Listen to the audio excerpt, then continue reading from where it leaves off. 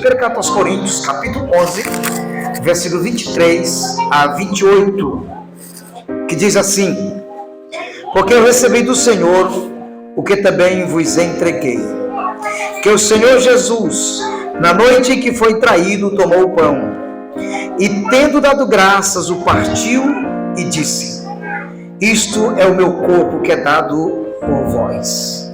Fazei isto em memória de mim. Aleluia. Por semelhante modo, depois de haver ceado, tomou também o cálice, dizendo: este cálice é a nova aliança no meu sangue. Fazei isto todas as vezes que o beberdes em memória de mim. Porque todas as vezes que comerdes este pão e beberdes o cálice, anunciais a morte do Senhor até que ele venha. Por isso, aquele que comer o pão ou beber o cálice do Senhor indignamente será réu do corpo e do sangue do Senhor. Examine-se, pois, o homem a si mesmo, e assim coma do pão e beba do cálice. Meus amados irmãos, nós louvamos o Senhor por estarmos aqui em obediência a uma das suas maravilhosas ordenanças. Queridos, a segunda ordenança do nosso amado Senhor e Salvador Jesus Cristo à sua igreja é exatamente a ordenança da ceia do Senhor. E essa ordenança o Senhor Jesus a instituiu na noite anterior à sua crucificação.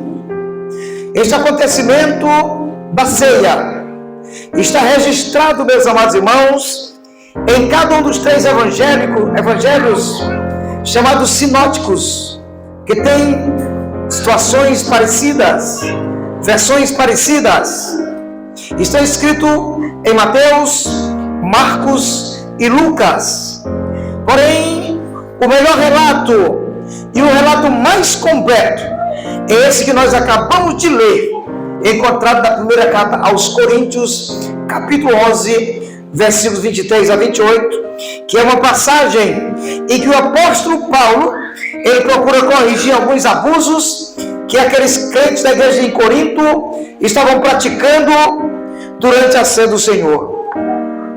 E Paulo faz uma declaração memorável: porque eu recebi do Senhor o que também vos entreguei, que o Senhor Jesus, na noite em que foi traído, tomou o pão, e tendo dado graças, o partiu e disse: isto é o meu corpo que é dado por vós. Fazei isto em memória de mim. Por semelhante modo, depois de haver ceado, tomou também o cálice, dizendo: este cálice é a nova aliança no meu sangue. Fazei isto todas as vezes que o beberdes em memória de mim. Porque todas as vezes que comerdes este pão e beberdes o cálice, anunciais a morte do Senhor até que ele venha. Por isso, aquele que comer o pão ou beber o cálice do Senhor indignamente será réu do corpo e do sangue do Senhor. Examine-se, pois, o homem a si mesmo, e assim coma do pão e beba do cálice. Meus amados irmãos, a ceia do Senhor é muito parecida com o batismo nas águas, porque possui todos os elementos de uma ordenança. Porém, queridos, a ceia do Senhor, ela se diferencia do batismo, visto que o batismo é uma ordenança, podemos dizer assim, de iniciação. Uma ordenança de iniciação necessária a todo cristão. Ou seja, o batismo nas águas é o testemunho de uma identificação primária com Jesus Cristo, o nosso bendito Senhor. Aliás, uma identificação necessária para todo cristão. Enquanto a ceia do Senhor, queridos, é uma ordenança contínua, que deve ser observada vez após vez, como diz a primeira carta aos Coríntios, capítulo 11, versículo 26, que já lemos aqui, que diz assim: todas as vezes que comeis este pão e bebeis o cálice, anunciais a morte do Senhor até que Ele venha. Ou seja, em todo o transcurso da vida cristã, é necessária a ceia. E essa natureza da ceia do Senhor, ela se vê, meus amados, em seu significado passado, presente e também futuro. Aleluia. Esse significado passado da ceia do Senhor, claramente, meus amados, é resultante do uso da palavra de Jesus na primeira carta aos Coríntios, capítulo 11, versículo 25, que o Senhor diz: fazei em memória de mim. Em sua memória, por aquilo que passou. Meus amados, a ceia do Senhor é algo especial. E na ceia, nós olhamos até o nosso passado, até o passado bem remoto. Na ceia, nós olhamos até a morte do Senhor. Aleluia. Antes de tudo, meus amados, na ceia, nós recordamos o sacrifício expiatório de Cristo Jesus como nosso substituto. Nós pecamos. A Bíblia diz que todos pecaram e carecem da glória de Deus. Mas Jesus entregou a sua vida por nós. Fez, aleluia, a entrega da sua vida. Ele é um sacrifício vicário. Ele é um sacrifício substituto. Ele morreu no meu lugar. Ele morreu no teu lugar. Morreu no nosso lugar. Para que nós tivéssemos a vida eterna em Cristo Jesus. Louvado seja o seu bendito nome. Meus queridos, o pão partido na ceia representa o corpo do nosso Senhor Jesus, e o vinho representa o seu sangue derramado no Calvário. Aleluia. Meus amados, a expiação está relacionada com o nosso ser, que agora naturalmente, pela misericórdia do Senhor, está bem com Deus. A substituição significa que a expiação foi conseguida. Ela foi conquistada, aleluia. Foi conquistada pela morte de um em lugar de outro. Jesus morreu em nosso lugar. Agora, mesmo que ninguém entenda, nós podemos bater no peito e dizer: eu sou salvo na pessoa de Jesus. Eu sou salvo na pessoa de Cristo. O sangue é suficiente. O sangue derramado na cruz do Calvário comprou a minha alma, a minha salvação. Louvado seja Deus. Queridos, mas por que Jesus morreu? Às vezes, alguém pergunta, alguém questiona: por que Jesus morreu? A Bíblia nos ensina, meus irmãos, que todas as pessoas que já viveram até o dia de hoje são pecadoras, porque quebraram a lei de Deus. Queridos, e o pagamento pelo pecado é a morte. A Bíblia diz que o salário do pecado é a morte. A Bíblia nos diz, na carta aos Romanos, capítulo 3, versículo 10 a 12. Olha o que a Bíblia diz: não há justo, nenhum sequer. Não há quem entenda, não há quem busque a Deus. Versículo 12 ele diz: todos se extraviaram a uma e se fizeram inúteis. Não há quem faça o bem, não há nem um sequer. E ainda na carta aos Romanos, capítulo 6, versículo 23, a palavra nos diz aqui, nós já citamos: o salário do pecado é a morte, mas o dom gratuito de Deus é a vida eterna em Cristo Jesus.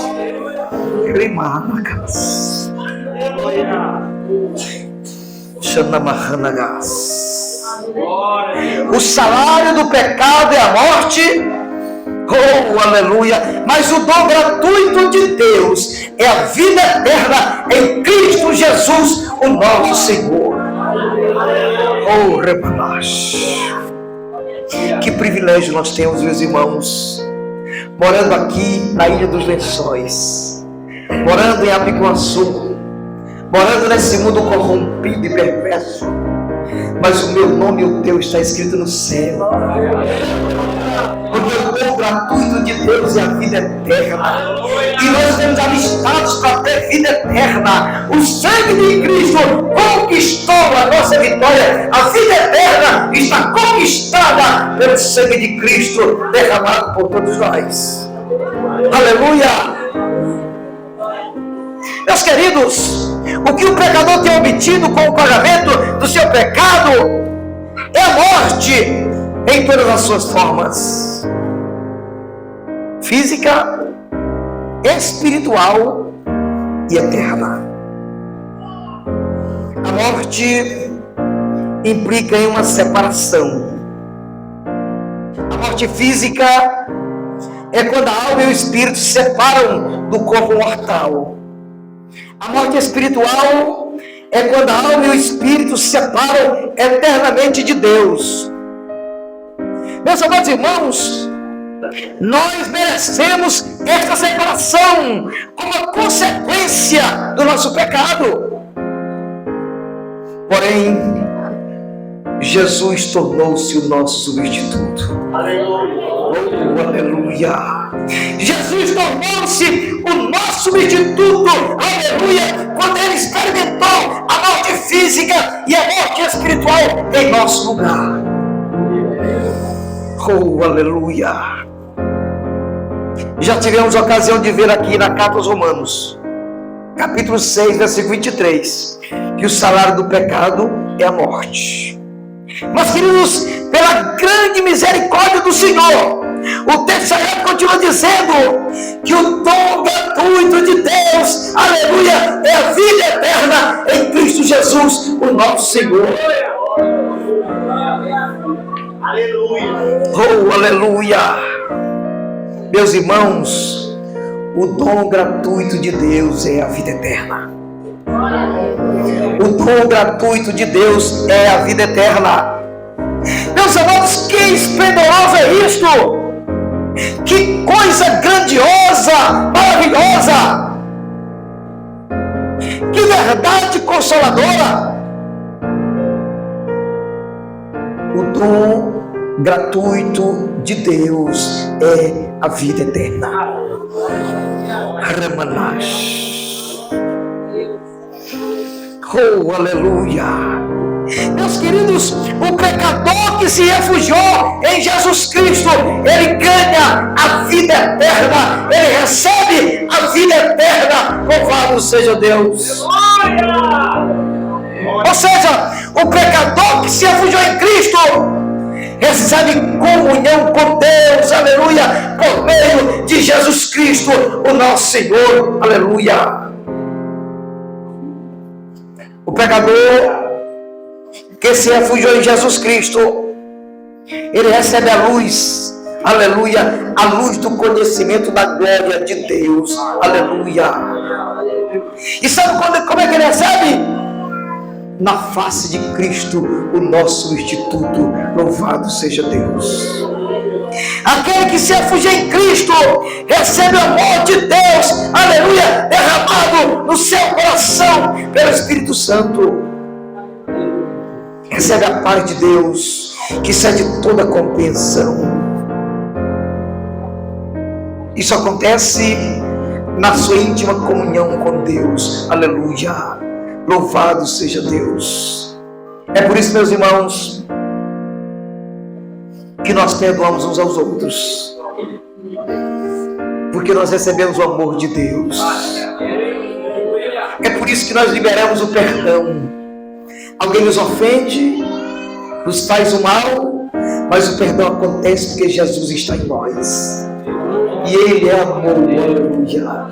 Ele nos amou quando nós não merecíamos. E nós amamos uns aos outros. Liberamos o perdão. Porque daqui a pouco tempo nós vamos deixar esta terra. E todos nós vamos morar na glória, na vida eterna. Que Cristo Jesus tem preparado para todos aqueles que o amam.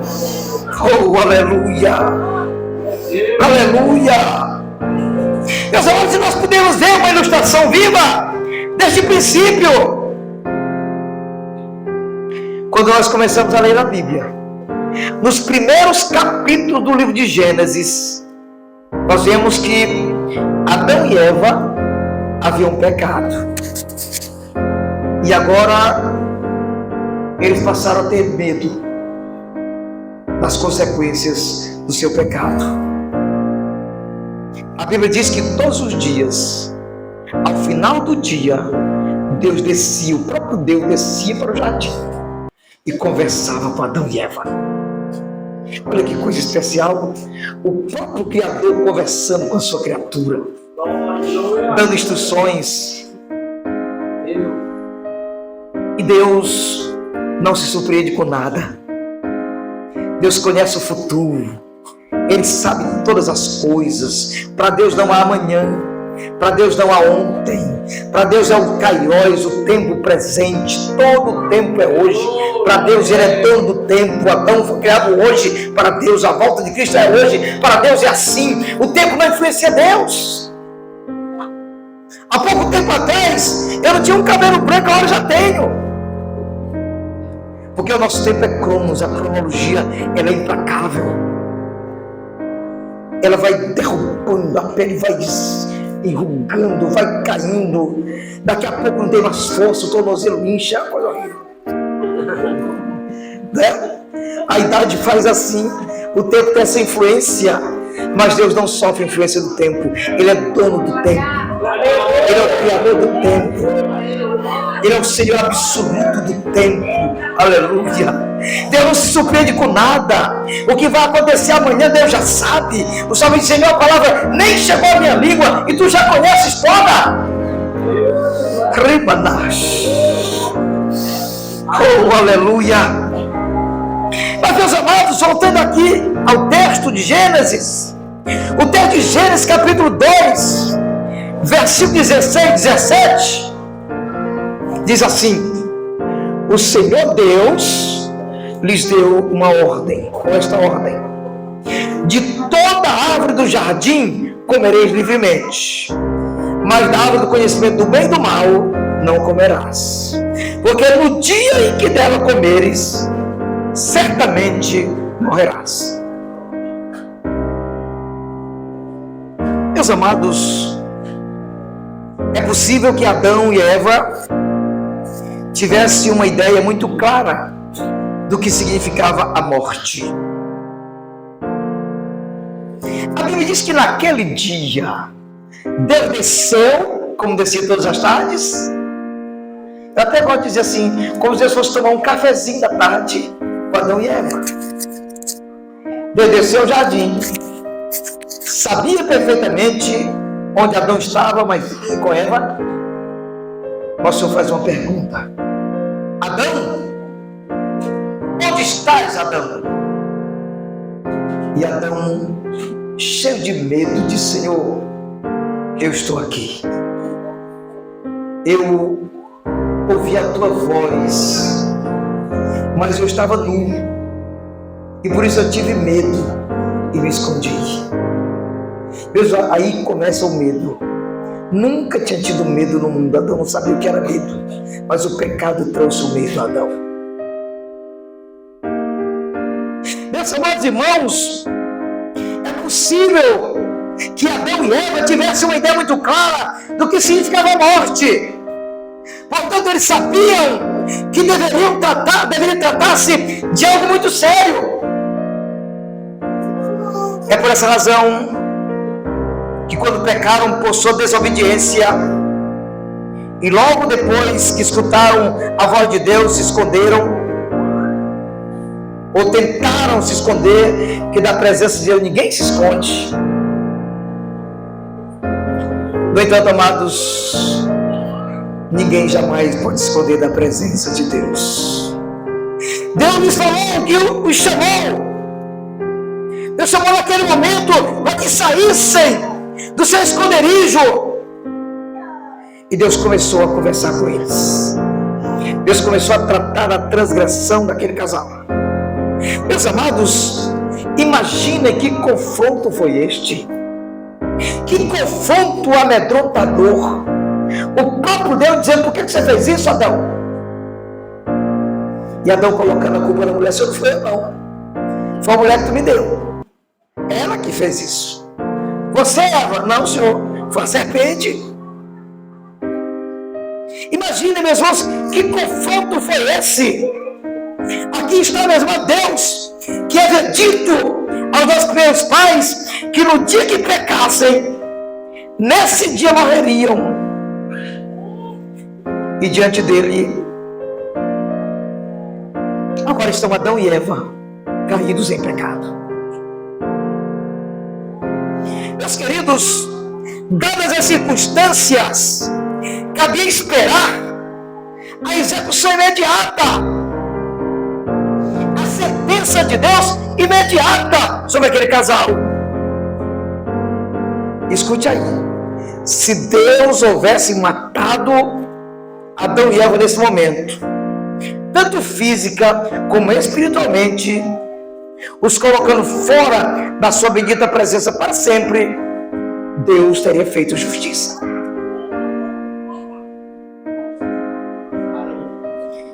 Mas não foi isso que aconteceu, meus irmãos. Ao contrário, Deus primeiro advertiu Adão e Eva por haverem pecado, e logo o próprio Deus ofereceu um sacrifício. Oh, aleluia! Aqui estava retratado o Cordeiro de Deus que tira o pecado do mundo. Como resultado, que Adão e Eva foram vestidos com pele de animais mortos. Deus matou o animal, tirou a pele e fez roupa para Adão e Eva. Foi a primeira morte que alguém já presenciou. Meus amados, e foi o próprio Deus que realizou. Eu imagino, meus amados, que enquanto Adão e Eva presenciavam aquela cena, eles deveriam estar aterrorizados. E eu creio que Deus matou aquele animal na presença de Adão e Eva, para que eles sentissem o peso. Eu acredito que aquele casal ficou aterrorizado. No entanto, amados, enquanto eles se escandalizavam pelo sacrifício, ao mesmo tempo eles estavam agora maravilhados com a presença de Deus e com a aleluia, com a forma como Deus os tratou. Aleluia. Porque Deus estava mostrando a Adão e Eva uma coisa. O que Deus lhes mostrava era que, embora eles merecessem morrer, aqueles animais morreram no lugar deles. Os animais pagaram o preço do seu pecado, vamos dizer assim, e eles foram revestidos com as peles dos animais como recordação daquele fato. Este é o significado de substituição. É a morte de um em lugar do outro. No entanto, amados, devemos dizer que, segundo o ensino da Bíblia, a morte de animais nunca pode pagar o castigo do pecado. Aquilo era apenas um símbolo. Deus estava apenas mostrando a eles, simbolicamente, o que aconteceria. O sacrifício real foi realizado por Jesus Cristo, aleluia. E isso, aleluia, é o que vemos no culto, quando é celebrada a ceia do Senhor. Jesus morreu por nós. O Cordeiro de Deus morreu por nós. Rimanas.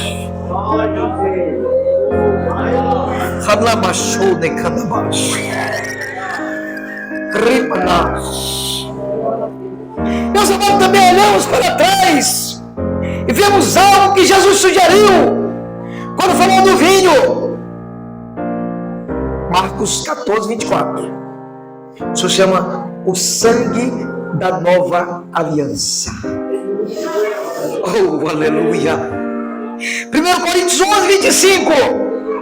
Da nova aliança no meu sangue. Aleluia. E nós olhamos para trás, para essa vitória, em cuja base Deus tem estabelecido uma nova aliança, aliança de salvação, aleluia, com o seu povo redimido pela morte do Cordeiro de Deus, que tira o pecado do mundo. Aleluia. Meus irmãos amados, um pacto é uma promessa solene confirmada por um juramento ou por um sinal. Foi exatamente assim quando Cristo falou do cálice, como comemorando um novo pacto, uma nova aliança, aleluia, no seu sangue. Louvado seja Deus. Jesus estava sinalizando para as pessoas as suas promessas de salvação. Promessa de salvação que Deus nos havia feito, aleluia, sobre a base da sua morte. Isso nos vem unicamente pela graça de Deus. Quem sou eu? Quem é você? Não merecemos nada, mas a graça nos alcançou. O amor nos alcançou. A paz que excede todo entendimento nos alcançou. Aleluia. Louvado seja Deus. Aleluia.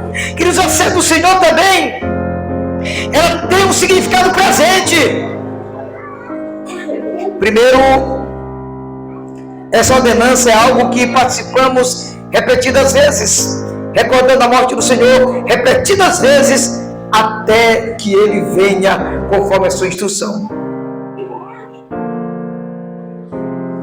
Segundo, é uma oportunidade para nós examinarmos as nossas vidas à luz de nossa profissão de fé na morte de Cristo. Em sua primeira carta aos Coríntios, capítulo 11, versículo 28 e 29, o apóstolo Paulo diz assim: examine-se, pois, o homem a si mesmo, e assim coma do pão e beba do cálice. Pois quem come e bebe sem discernir o corpo, come e bebe condenação para si, ou juízo para si. Meus amados, no centro do significado presente da ceia do Senhor está exatamente a nossa comunhão com Cristo. Escute aí, meu irmão, minha irmã. Ao participar deste culto, ao cercar a mesa do Senhor, o crente, aleluia, ele crê que vai se encontrar com Jesus Cristo. Aleluia. Aleluia. Ter comunhão com Ele, porque está sendo convidado por Ele, aleluia, a participar desse bem maravilhoso até que Jesus volte. Louvado seja Deus. Mas escute aí, no versículo 28, nós recebemos uma exortação do Senhor. Examine-se, pois, o homem a si mesmo, e assim coma do pão e beba do cálice.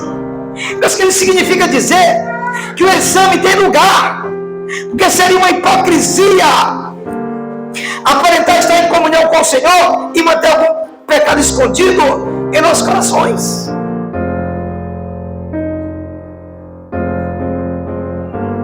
O sentido do verbo examinar, ele se aplica tanto aos leitores originais dessa epístola aos Coríntios, como aos membros da igreja aqui na Ilha dos Lençóis.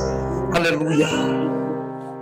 Esse verbo examinar é imperativo, tempo presente, indica que qualquer pessoa, escute aí, qualquer pessoa que participa da ceia do Senhor deve examinar-se com regularidade.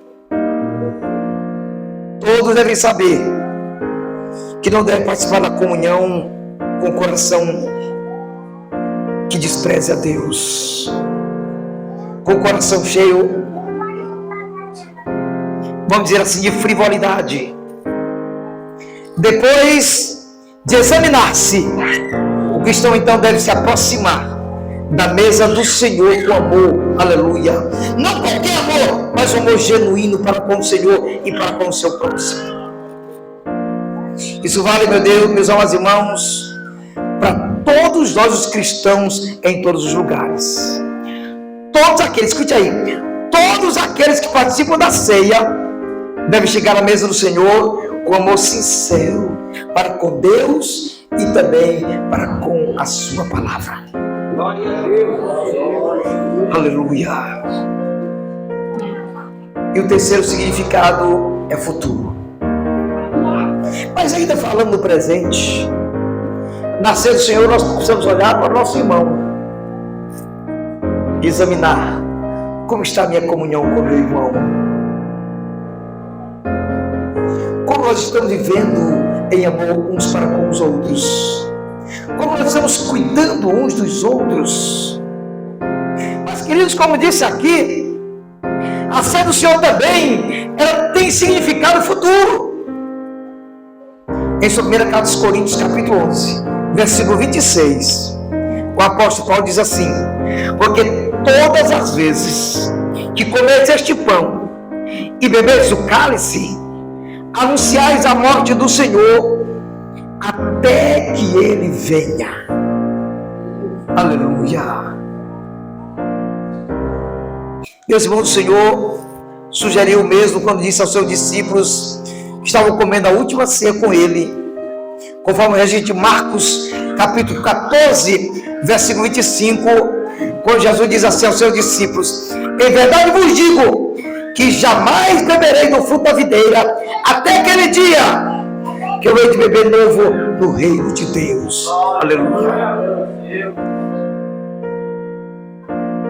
Meus queridos, os membros da igreja proclamam tanto a morte de Jesus como a sua volta. Nós, pela graça de Deus, aguardamos com ansiedade o dia em que Cristo voltará. O dia em que Cristo voltará, quando todos nós estaremos para sempre com o Senhor. Louvado seja Deus. Oh, aleluia. Segundo alguns historiadores, na igreja da segunda metade do século I, os crentes celebravam a ceia e depois da celebração, os crentes oravam: Maranata. Maranata.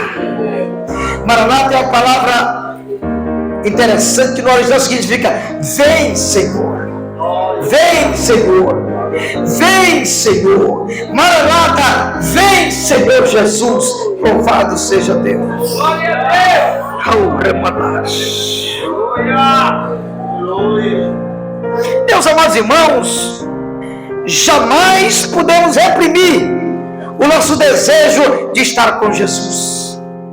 Aleluia. Nós, enquanto estivermos aqui, precisamos proclamar a morte de Cristo e a sua ressurreição e também a sua volta. Oh, aleluia. Jesus morreu, mas ressuscitou e vive para sempre e voltará. Aleluia. Oh, aleluia. Meus amados, em semelhante veia de inspiração, o profeta Isaías, em seu livro, capítulo 62, versículo 1, ele observa a sua incapacidade para reprimir este desejo, e Isaías, ele se expressa assim: por amor de Sião, não me calarei. Escute aí. Isaías foi escrito mais ou menos 800 anos antes de Cristo. Ele diz assim: por amor de Sião não me calarei, e por amor de Jerusalém não me aquietarei, até que saia a sua justiça como resplendor e a sua salvação como uma tocha acesa. Louvado seja Deus. Portanto, amados, a celebração da ceia, ela serve para lembrarmos o dia glorioso da volta de Jesus Cristo. Aleluia. A celebração da ceia do Senhor é um vislumbre da grande ceia matrimonial do Cordeiro de Deus que tira o pecado do mundo. A celebração da ceia do Senhor é uma festa de comunhão. Aleluia. Para nos animar na fé, para nos impulsionar cada vez mais alto a santidade que nos levará ao céu. Louvado seja Deus. Portanto, amados, a ceia do Senhor deve ser um momento especial de comunhão,